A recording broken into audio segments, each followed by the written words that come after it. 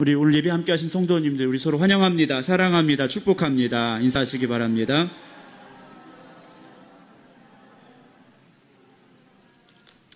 할렐루야. 네. 요즘 날씨가 꽤 덥습니다. 제가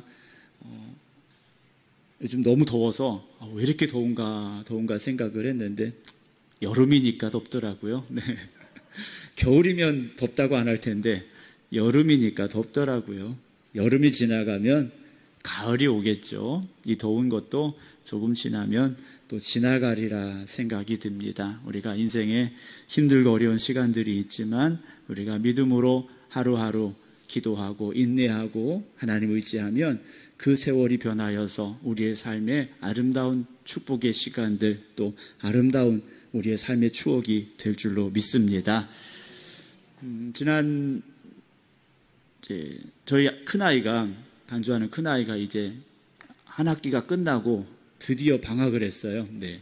근데 방학이 일주일밖에 안 돼가지고 참 짧다 이렇게 얘기를 하더라고요. 참 분주하게 우리가 살아가는 것 같아요. 정신없이 직장에서 또는 해야 되는 일터에서 열심히 살아가시는데요. 너무 분주하게만 사시지 마시고 때로는 하나님을 바라볼 수 있는 그런 믿음의 눈을 활짝 여시고 하나님을 바라보아야 될 것 같습니다.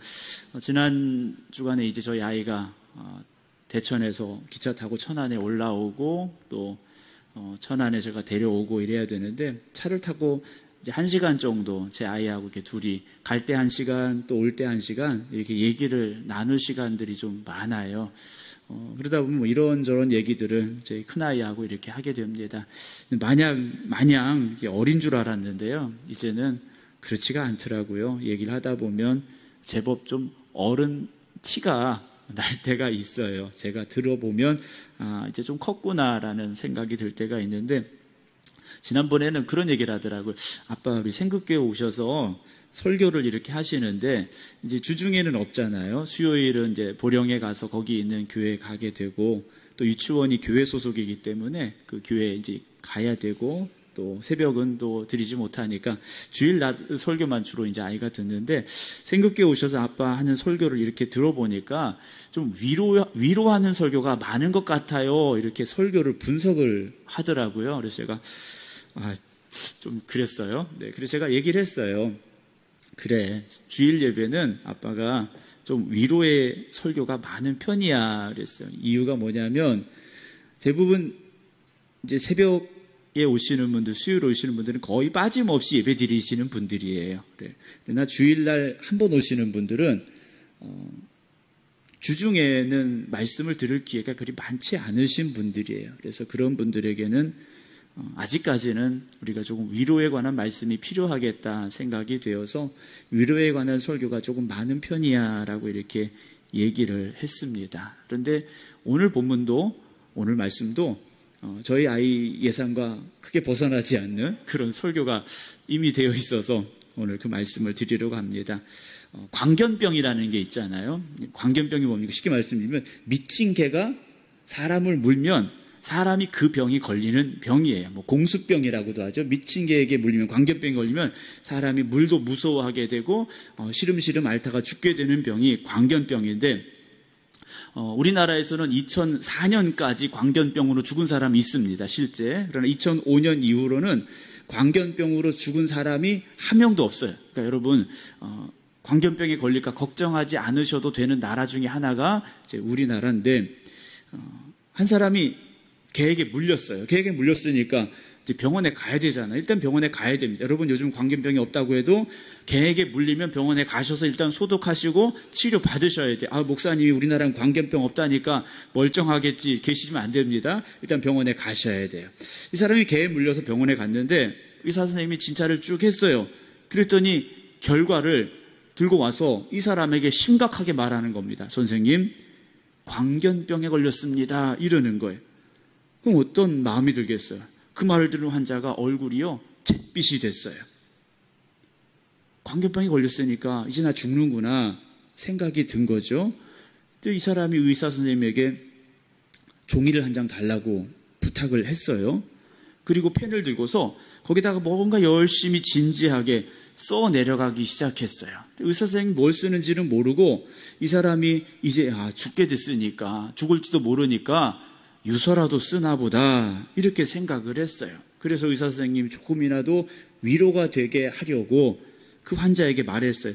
너무 낙심하지 마세요. 요즘 치료 기술이 좋아져서 치료 잘 받으면 건강해지실 수도 있으니까 너무 걱정하지 마세요. 이렇게 위로를 했어요. 그랬더니 환자가 그 말을 듣고 얼굴빛이 조금은 좋아졌어요. 그런데 이 환자가 쓰던 것을 계속 써내려가는 겁니다. 그래서 의사 선생님이 이상하게 생각했어요. 왜 그걸 자꾸 쓰시냐고 그랬더니 이 환자가 그래도 쓸 건 마저 써야죠 라고 말하는 거예요. 아니 도대체 뭘 쓰시는데요? 그랬더니 이 사람이, 개에 물린 사람이 말하는 겁니다. 내가 지금 나가서 물어뜯을 사람들의 이름을 쓰고 있는 겁니다. 이랬어요. 나만 죽을 수 없다라는 거죠. 내가 광견병에 걸려서 죽게 됐으니까 나만 죽을 수 없고 같이 죽어야 될 사람들 이름을 쭉 쓰면서 그래 내가 가서 물어주마, 이 마음을 가지고 있었던 것 같아요. 세상을 살다 보면 남의 불행을 나의 행복으로 아는 사람들이 있습니다. 내가 불행해졌으니까 너도 불행해져야지라고 생각하는 사람들이 있어요. 주변에 그런 사람들이 계실지도 모르겠어요. 남의 불행을 나의 행복으로 여기고 내가 잘 안 되면 너도 그렇게 돼야지라고 나쁜 마음을 먹는 사람들이 있다라는 것이죠.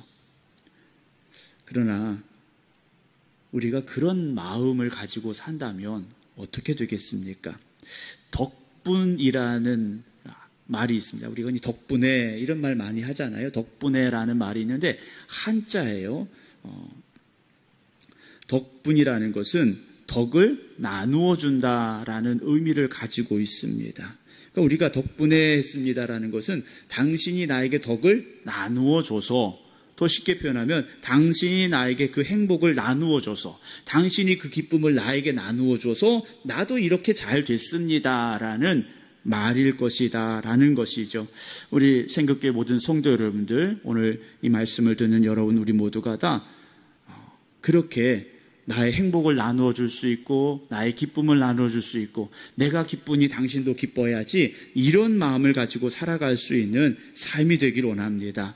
내가 개에게 물려서 광견병이 걸려서 나만 죽을 수 없으니까 나가서 물어 뜯어야지, 그렇게 이름을 적는 사람이 아니라 내가 가지고 있는 이 기쁨을, 내가 가지고 있는 기쁨이 비록 적을지라도 함께 나누고 함께 행복해질 수 있는 그런 아름다운 역사가 있는 생극교회 되기를 주님의 이름으로 축원합니다. 오늘 누가복음 1장 5절부터 7절의 말씀은 한 부부에 대한 말씀이 나와 있어요. 오늘 5절 보게 되면 유대왕 헤롯 때에 그랬습니다. 유대왕 헤롯 때 그러면 우리가 잘 알죠. 예수님이 태어나실 그때쯤 되었을 때입니다. 아비야 반열에 제사장이 한 사람이 있었는데 그 사람의 이름은 사가랴였습니다. 그러니까 남편의 이름은 사가랴였고 그의 아내는 아주 명문 가문이에요. 아론의 자손이었습니다. 그러니까 아마도 제사장 가문의 여자였겠죠. 이름이 엘리사벳이었어요. 남편의 이름은 사가랴, 그리고 아내 이름은 엘리사벳. 두 제사장 가문이 만나서 결혼한 믿음의 가문이었겠죠. 얼마나 복된 가문입니까? 더군다나 6절을 보게 되면 이 두 사람이 어떤 사람이었는가? 하나님 앞에 의인이었다 그랬습니다. 하나님도 인정하실 만한 믿음의 사람이었다라는 거죠. 그럼 어떻게 살았느냐? 주의 모든 계명과 규례대로 흠이 없이 살았던 사람이에요.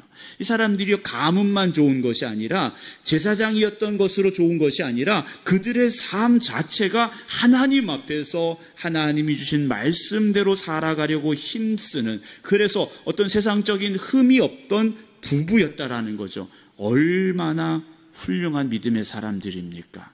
그런데요, 우리가 보통 이렇게 믿음 좋았다 그러면 그들이 살아가는 삶에도 하나님이 복 주셔야 되는데, 하나님이 귀한 은혜를 주셔야 되는데, 이들의 현실은 그렇지 못했습니다. 7절 봅니다.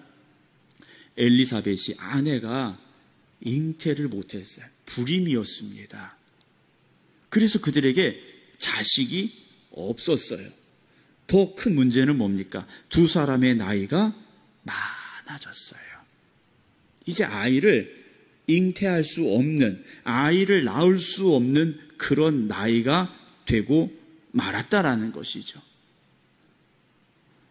6절과 7절을 이어서 한번 다시 보겠습니다.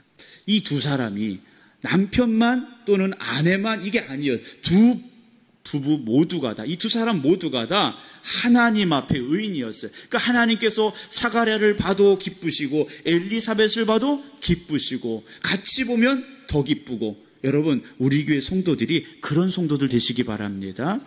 어쨌든 이 부부는 하나님 보시기에 참 기뻐하시는 사람이었어요. 그런데 왜 현실은 아이를 갖지 못하는 상황이었느냐라는 거죠. 아이를 갖지 못했다. 여러분 이게 얼마나 큰 아픔입니까? 걱정이죠. 더군다나 아이를 갖지 못했다. 사람들이 뭐라고 말하겠습니까? 야, 저 사람 집안은 제사장 집안이고, 야, 참 의인이고 믿음으로 살고 뭐 잘못한 게 없는데 왜 하나님이 저들에게 아이를 주시지 않을까? 왜 하나님께서 저들에게 자식을 주지 않을까? 수군거릴 수밖에 없는 상황이라는 것이죠. 그럼 이들이 기도하지 않았을까요? 기도했겠죠. 하나님, 우리에게도 아들을 주세요. 하나님, 더 나이 먹기 전에 아들 주셔야죠. 기도했을 겁니다. 얼마나 간절히 기도했겠습니까? 그런데 오랜 시간 기도했음에도 불구하고 아들이라는 응답을 받지 못했다라는 거죠. 여기 계신 우리 모든 성도 여러분들, 제가 보기에는 사가랴처럼 믿음의 사람들입니다. 엘리사벳처럼 믿음의 사람들이에요. 아멘을 안 하시죠? 네. 속으로만 그래, 목사님이 날 잘 아시는구나. 네. 이러지 마시고 아멘 해주시면 좋을 것 같아요. 우리도 기도하잖아요. 그렇지 않습니까? 우리도 사가랴처럼 엘리사벳처럼 우리의 문제를 가지고 기도를 해요.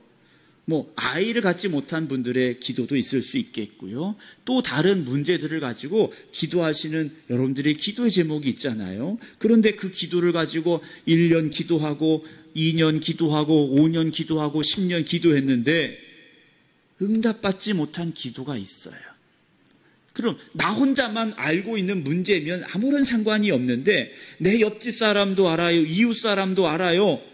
야, 그 집은 그 문제가 아직도 해결이 안 됐대. 그 집의 아들은 그 집의 딸은 이렇더래. 남들도 다 아는 문제예요. 그러면 우리가 어떻겠습니까? 나름대로 믿음으로 살려고 힘쓰고 하나님 말씀 붙잡고 살려고 힘쓰고 나름대로 열심히 기도하고 간절히 하나님 앞에 간구하는데 왜 하나님은 우리의 기도에 응답하지 아니하실까? 라는 생각이 들 수 있고요. 때로는 주변 사람들이 아무개는 교회도 열심히 다닌다는데 왜 그 사람이 믿는 하나님은 저 사람 문제를 해결해 주지 않는데? 라는 그런 수군거리는 소리가 들려질 수도 있다라는 거죠. 그럼 우리가 상처가 되잖아요. 하나님 날 사랑하실까? 더 심각해지면 하나님 정말 계시긴 할까? 라는 그런 의심이 또는 불평이 우리에게 찾아오게 된다라는 거죠. 그런데요, 하나님의 뜻이 분명히 있겠죠. 그렇죠? 그 늦게까지 아이를 주시지 않았던 이유가 분명히 있을 거라는 겁니다. 왜냐, 하나님은요, 역사를 이루어 가시는 하나님이시기 때문이에요. 하나님께서는 이들 부부가 상상할 수 없는 놀라운 계획을 가지고 계셨어요. 누가복음 7장 28절 봅니다. 내가 너희에게 말하노니, 누가 말씀하셨습니까? 예수님이 하신 말씀이에요. 예수님이 하신 말씀인데, 내가 너희에게 말하노니 여자가 낳은 자 중에 요한보다 큰 자가 있습니까? 없습니까? 없다 그러셨어요. 사가랴와 엘리사벳이 이제 잉태하고 낳게 되는 그 요한보다 더 큰 사람 없어 라고 예수님께서 말씀하셨다라는 거죠.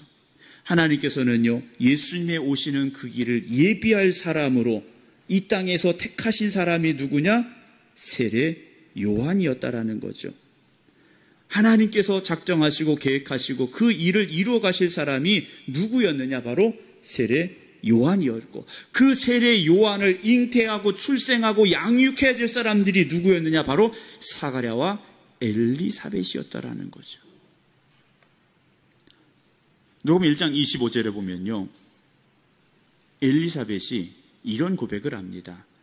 주께서 나를 돌보시는 날에, 이제 세례 요한을 잉태하고 나서 이런 말을 하는 거예요. 사람들 앞에서 내 부끄러움을 없게 하시려고 그랬어요. 엘리사벳이요, 밖에 나가기도 부끄러웠던 거예요. 사람 만나기 힘들었던 거예요. 사람들이 뭐라고 말하겠습니까? 아유, 저 사람 멀쩡하게 생겨가지고 왜 저 나이 되도록 아이도 못 가지고, 야, 하나님이 저 사람들 버리셨나 봐. 제사장 집안이라는데, 저 엘리사벳은 아론의 후손이라는데, 야, 저거 어떻게 된 거 아니야? 저 사람들 뭐 큰 죄 저지른 거 아니야? 이런 부끄러운 상황이 있었는데 하나님께서 그 부끄러움을 없게 하셨다라는 거죠. 부끄러움을 어떻게 없게 하셨습니까? 그 부끄러움이 무엇이었습니까? 7절로 다시 가보면 엘리사벳이 잉태를 못함으로 그들에게 자식이 없고 두 사람의 나이가 많더라. 이게 부끄러움이고 수치가 돼버린 거예요. 요즘은 아이를 안 낳는 게 우리나라 속에 이제 우리나라의 만연이 되고 있습니다. 출생률이 뚝 떨어졌다라고 뉴스에 계속 나오고 있어요. 뭐 이러다간 정말 인구 절벽 시대가 온다라고까지 걱정을 하는데, 엘리사벳은 그게 아니었지 않습니까? 본인이 원해서가 아니에요. 본인은 아이를 낳고 싶었는데 아이를 낳을 수 없는 그런 상황이었습니다. 나이는 점점 들어갔죠. 머리도 휘어지고 얼굴에 주름도 깊어지고 그렇게 돼버렸을 거라는 거예요. 그래서 너무 부끄러웠다라는 겁니다. 1장 25절 봅니다. 다시. 주께서 나를 돌보시는 날에 사람들 앞에서 내 부끄러움을 없게 하시려고 이렇게 행하셨다. 누가 하신 겁니까? 하나님이 하신 거예요. 사가랴와 엘리사벳이 한 것이 아니라 하나님이 행하셨어요. 그게 뭡니까? 1장 24절 이후에 그의 아내 엘리사벳이 잉태했다라는 거죠. 이 잉태됨은요, 사람의 힘이 아니었다라는 겁니다. 하나님이 하셨더라는 거예요. 하나님이 하셨더라는 겁니다. 하나님께서 엘리사벳에게 왜 아이를 그러면 늦게 주셨을까 하는 거죠. 아니, 왜 주실 거면 일찍 주시지, 왜 그렇게 나이 들게까지 내버려 두셨을까? 왜 그렇게 부끄럽게 수치스럽게 하셨을까라는 생각을 하게 되죠. 그런데 이 세례 요한은 하나님이 주신 사명이 무엇입니까? 예수님의 오심을 예비하는 사람이었어요. 그러니까 예수님이 오실 때 맞춰서 태어나야 될 사람인 거죠. 예수님하고 전혀 상관없이 예수님 오시기 전에 뭐 100년 전에 태어나야 될 사람 아니었다라는 거예요. 예수님이 오실 그때 그 일을 감당할 사람으로 하나님께서 보내셔야 될 사람이었다라는 거죠. 내 때가 아니라는 거죠. 하나님의 계획하심 속에서 하나님의 때에 맞게 사가랴와 엘리사벳에게 아이를 주셨어요. 그 사실을 우리가 어디서 알 수 있느냐? 누가복음 1장 28절 이후에 마리아의 모습을 통해서 우리가 볼 수 있습니다. 천사가 왔어요. 마리아에게 이런 말을 합니다. 은혜를 받은 자여 평안할지어다. 주께서 너와 함께 하시도다. 그래요. 여기서 마리아가 은혜를 받았어요. 무슨 은혜를 받았습니까? 성령으로 잉태되는 은혜를 받았어요. 근데 마리아는 아직 몰라요. 그때 마리아가 이 말을 듣고 놀랐어요. 이런 인사가 어찌된 인사냐? 아니, 나한테 무슨 이런 말을 하지? 그랬어요. 30절 31절 봅니다. 천사가 말합니다. 마리아여, 무서워하지 말라. 네가 하나님께 은혜를 입었다. 근데 그 은혜가 뭡니까? 잉태하는 거예요. 마리아가 잉태한 건 우리가 생각해 보기에 이건 은혜가 아닙니다. 그렇죠? 결혼을 약속했지만 아직 결혼하지 않은 여자예요. 그런 여인이 아이를 잉태했대. 이게 무슨 은혜고 축복입니까? 그런데 천사는요, 분명히 하나님께 은혜를 입었다 그래요. 이게 왜 은혜입니까? 네가 잉태하여 아들을 낳으니 그 이름이 누굽니까? 예수이기 때문이라는 것이죠. 네가 앞으로 낳을 그 아이는 하나님이 잉태하게 하셨고 하나님이 주신 아들인데, 32절 33절 봅니다. 그가 큰 자가 되고 지극히 높으신 이의 아들이라 일컬어질 것이요 주 하나님께서 그 조상 다윗의 왕위를 그에게 주시리니 영원히 야곱의 집을 왕으로 다스리실 것이며 그 나라가 무궁하리라 그랬어요. 그랬더니 마리아가 어느 정도 수긍은 하겠는데 34절 봅니다. 이해가 안 돼요. 마리아가 천사에게 말하되 나는 남자를 알지 못해. 내가 결혼을 해서 부부관계를 가진 것도 아닌데 아니 어떻게 내가 아이를 낳을 수 있습니까? 어떻게 이 일이 있을 수 있습니까? 그래요. 그랬더니 천사가 대답합니다. 35절 성령이 내게 임하시고 지극히 높으신 이의 능력이 너를 덮으시리니 이러므로 나실 바 거룩한 이는 하나님의 아들이야. 네 아들이 아니고 하나님의 아들이야 그랬어요. 마리아가 이해가 안 돼요. 그러면 이해가 안 되는데 뭔가 증거를 보여주어야 되지 않습니까? 이어지는 36절, 37절 봅니다. 천사가 말해요. 보라, 내 친척 엘리사벳도 늙어서 아이를 배웠느니라. 본래 임신하지 못한다고 알려진 이가 벌써 6달이야 라고 말하죠. 봐, 엘리사벳 나이 많이 들었어. 아이 낳을 수 없어. 그런데 그 여인이 잉태했어? 라고 말하죠. 왜 그렇습니까? 대저 하나님의 모든 말씀은 능하심이 있다라는 거예요. 능하지 못하심이 없다라는 거예요. 하나님의 말씀에는 능력이 있다라는 거예요.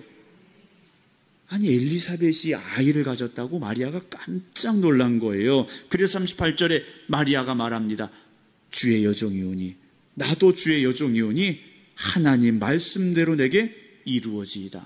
마리아가요 이제서야 인정했다라는 거죠. 엘리사벳이 잉태했다라는 말을 듣고 그렇구나. 하나님이 하시면 되는구나. 하나님께서 그렇게 하시는구나. 인정했어요. 그리고 확인하러 갑니다. 39절, 40절. 이때 마리아가 일어나 빨리 산골로 갔어요. 달려갔겠죠. 유대 한 동네에 이르러 사가랴의 집에 들어가서 엘리사벳을 문안했다 그랬어요. 가보니 어떻게 됐습니까? 이미 6달이 됐으니까 배가 불러오기 시작했다라는 거죠.